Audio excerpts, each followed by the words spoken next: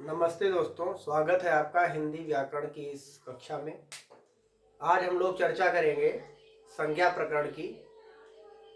पूर्व में हमने संज्ञा प्रकरण से संबंधित भूमिका आप तक पहुंचाई थी। अब हम संज्ञा प्रकरण की जो मुख्य मुख्य बातें हैं वो आप तक पहुंचाने का प्रयास करते हैं। ध्यान देंगे। संज्ञा, संज्ञा का अर्थ होता है नाम। संज्ञा का अर्थ होता है नाम। वह शब्द जो किसी व्यक्ति, वस्तु, स्थान, जाति अथवा कार्य के नाम का बोध कराते हैं उसे संज्ञा कहते हैं। वह शब्द जो किसी व्यक्ति, वस्तु, स्थान, जाति अथवा कार्य के नाम का बोध कराते हैं, कार्य के नाम का बोध कराते हैं उसे संज्ञा कहते हैं। देखिए, पूरी लाइन का एक सार है, सिर्फ नाम। नाम मतलब संज्ञा। जैसे कमला, पटना, अंगूर। तो कमला किसी व्यक्ति का नाम है, पटना किसी शहर का नाम है, स्थान का नाम है, और अंगूर किसी फल या सामग्री जैसे उनका नाम है आदि। अब देखिए, यहाँ पर हमने एक डायग्राम बनाया है। इससे हम समझाने का प्रयास करते हैं संज्ञा के भेद। संज्ञा के भेद देखिए, मुख्य रूप से तो तीन है: व्यक्तिवाचक, जातिवाचक और समूहवाचक। यहाँ पर लेकिन हमने चर्चा पूरे पांचों भागों की है: व्यक्तिवाचक, जातिवाचक, भाववाचक, द्रव्यवाचक और समूहवाचक। व्यक्तिवाचक से क्या तात्पर्य है, यहाँ ध्यान देंगे। व्यक्तियों के नाम। व्यक्तिवाचक का मतलब हुआ जहां एक की सूचना दी जाए, एक की बात होगी। जैसे व्यक्तियों के नाम जैसे राम, देशों के नाम, देश जैसे भारत, पाकिस्तान इत्यादि, नदियों के नाम गंगा, यमुना आदि, शहरों के नाम लखनऊ, कानपुर, फर्रुखाबाद इत्यादि, पुस्तकों के नाम जैसे गीता, रामायण इत्यादि, दिशाओं के नाम पूरब, पश्चिम, उत्तर, दक्षिण, पर्वतों के नाम हिमालय, विंध्याचल इत्यादि, दिन है सोमवार, मंगलवार, बुधवार, महीनों के नाम जनवरी, फरवरी इत्यादि, त्योहारों के नाम होली, दिवाली इत्यादि, उत्सवों के नाम जैसे जन्माष्टमी इत्यादि के नाम। जैसे अब हमने कुछ उदाहरण यहाँ पर दिए हैं।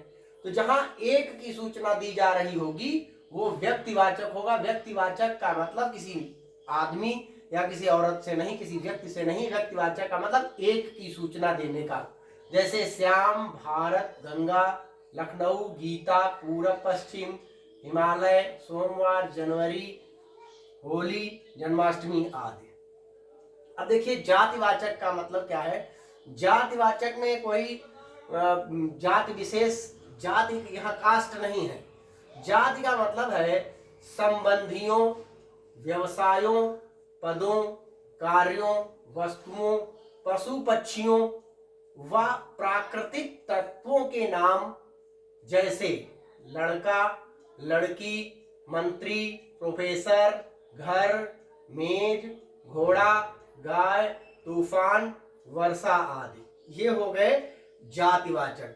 अब समूहवाचक में हम ध्यान देंगे। व्यक्तियों, वस्तुओं का समूह, जैसे व्यक्तियों का समूह, जैसे वस्तुओं का समूह। अब कौन कौन से, जैसे परिवार, व्यक्तियों का समूह है, ये समूहवाचक। परिवार क्या है, व्यक्तियों का समूह है परिवार। संघ, सेना, झुंड, गुच्छा, पुंज, ढेर, श्रृंखला, कुंज, मंडल इत्यादि क्या है, समूहवाचक है। अब है द्रव्यवाचक संज्ञा।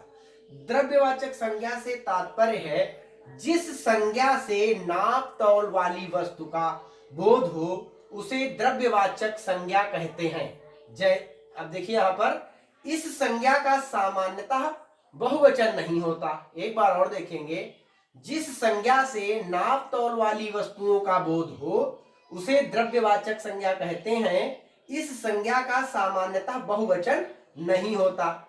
जैसे लोहा, सोना, चांदी, दूध, पानी, तेल, घी आदि, ये सब द्रव्यवाचक के अंतर्गत आएंगे। अब है भाववाचक संज्ञा। भाववाचक संज्ञा में ध्यान देंगे। भाववाचक संज्ञा उस नाम को कहते हैं, भाववाचक संज्ञा उस नाम को कहते हैं जो किसी भाव, दशा, धर्म, गुण या कार्य का बोध कराते हैं।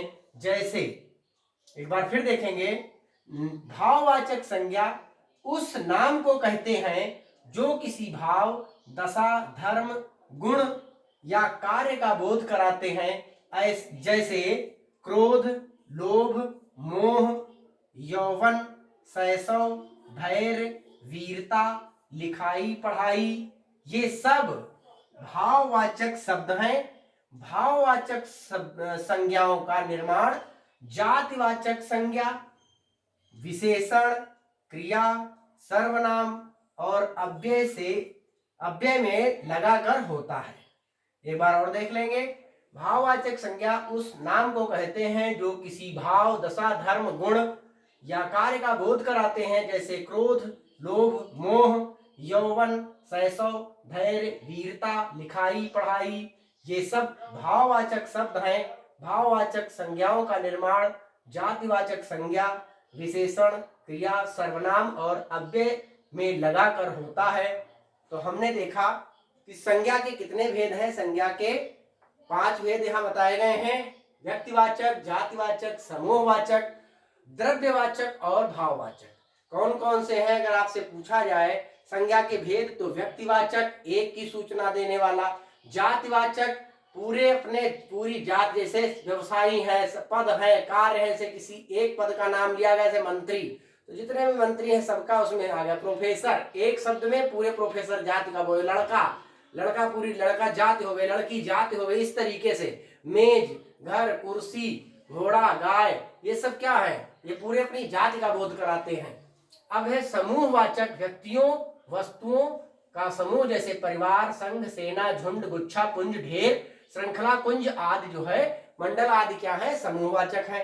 फिर द्रव्यवाचक, जिस संज्ञा से नाप तौल वाली वस्तुओं का बोध हो वो द्रव्यवाचक। और भाववाचक का मतलब यह हुआ कि भाववाचक संज्ञा उस नाम को कहते हैं जो किसी भाव, दशा, धर्म, गुण या कार्य का बोध कराते हैं। वे सब क्या होते हैं, भाववाचक होते हैं। तो आपने देखा मुख्य रूप से संज्ञा में केवल अगर कुछ है तो सिर्फ ये समझना है कि इस पूरे चराचर ब्रह्मांड में जितनी भी चीजें हैं, हम उन सारी चीजों को जिन नाम से जानते हैं वही संज्ञा होती है। संज्ञा का मतलब सिर्फ और सिर्फ नाम होता है। तो आज के लिए इतना ही। बहुत बहुत धन्यवाद। आप आगे तैयारी इसी तरीके से करते रहें, नोट्स बनाते रहें। नोट्स बनाने के लिए स्क्रीनशॉट अभी आप ले लीजिए ताकि आपको आसानी से नोट्स बनाने में सहजता हो सके। धन्यवाद।